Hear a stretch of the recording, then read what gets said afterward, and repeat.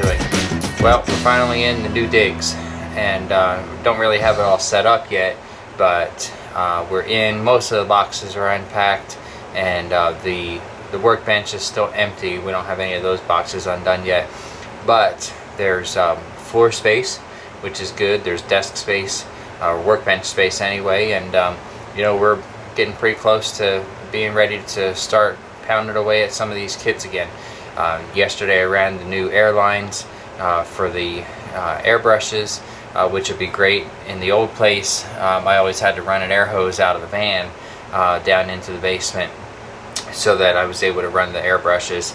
My brother-in-law gave me an old Craftsman air compressor, and I've got that set up on the other side of the basement in the garage section here. The basement is kind of a combo basement and garage here, so I've got that set up, and then I have an airline run through. I'll show that to you. So anyway, just take a minute, we'll show you what's going on here, and see what you think. Told you I ran the airline the other day. This is the system that I've come up with, and we'll do a video probably just on this, but basically it's got the dryer, the pressure regulator, shutoff valve, and then I put a three-way in there because a lot of times I'll run two airbrushes at the same time, and then I also like to have my blowgun going as well, blow dust off, or you know, dry a part off real quick or something. So we'll do a little clinic video on how to set that up. That's a good setup for, especially for painting, because it helps to get the moisture out of it. So some of this stuff is going to be looking pretty much the same as before. There's the paint booth, and the purple pond is in there. And without anything in there, you can see that the floor of the paint booth is finally starting to look like it's getting used.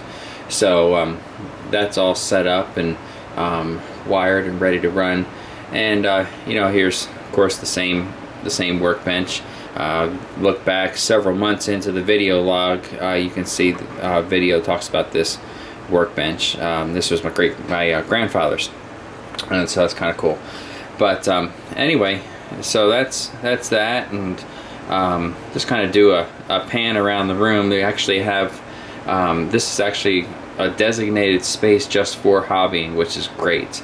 You know, the house is a lot smaller than the one that we were in, but you know, just the way that the basement's laid out, this room's able to be designated just for the hobbies, which is nice for me. It's nice for the boys because as you'll see here in just a minute, we've got some place that their slot cars are going to be able to be set up for good, and we don't have to worry about them getting messed up with traffic walking past them and that kind of stuff. So anyway, you have a place for a lot of my signs and a handful of my license plates. I got maybe about 12 or so of them out of probably close to 100.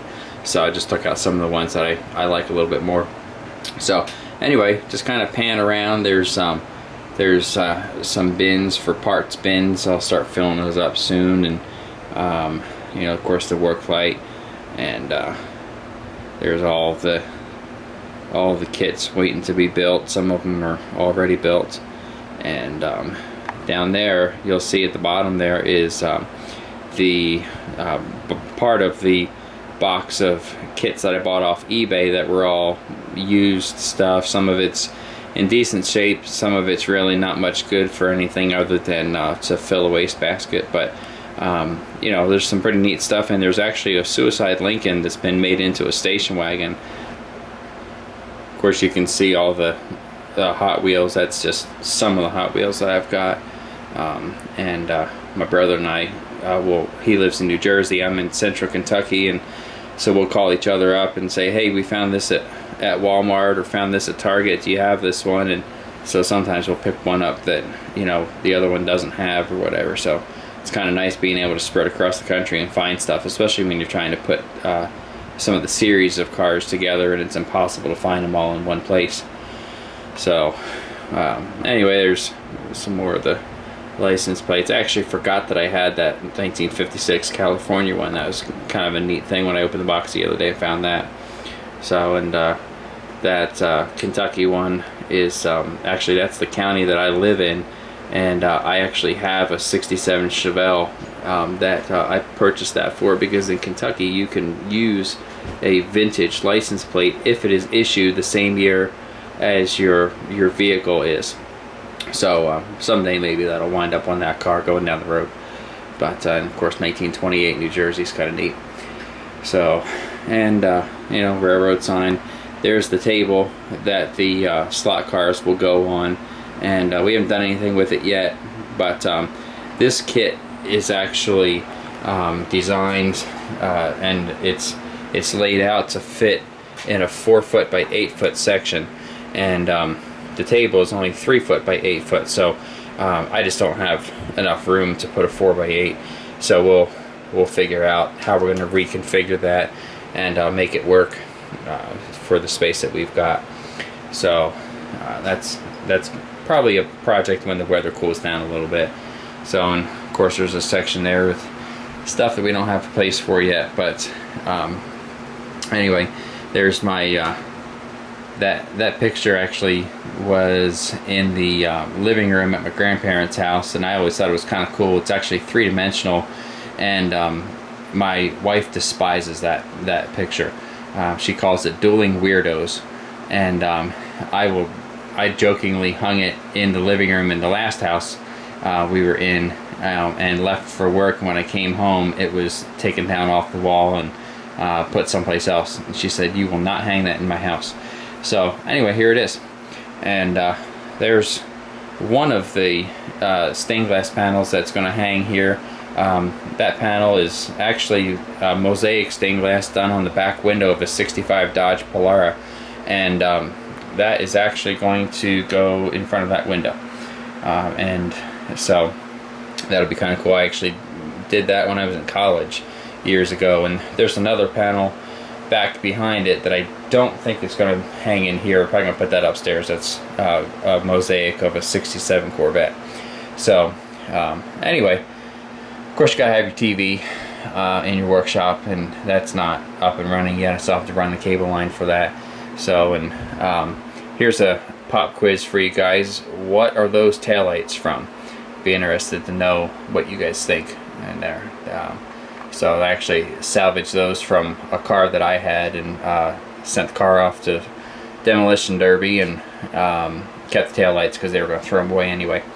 So, and couple more license plates. Of course, you know, you gotta have your fire extinguisher, and you know, I have no idea how to run it, but that's my grandfather's oscilloscope, and you know, don't know how to use it. Love to learn how to, but it still looks kind of cool sitting there. So anyway, that's about the end of it here. That's what we've got, and not a huge space, but it's a designated space, and so hopefully we'll get lots of good kits built here, and start cranking them out pretty soon. So there you have it. That's the workbench, that's the workshop, and hopefully we'll get some stuff cranking here pretty soon. You know, I haven't forgotten about the law enforcement build contest. You know, when I announced that at first, I didn't realize that we were going to be moving, and so that's kind of put a damper on that stuff. I haven't forgot about it. We are going to be doing it, and hopefully here in the next week I'll get some information out, and we'll do that.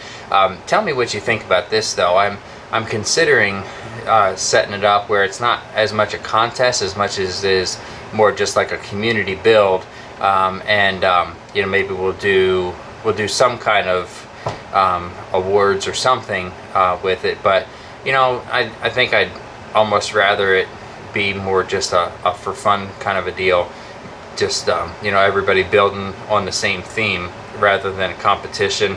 To me, it kind of takes a little bit of the fun out of it when you're worrying about what other people are doing.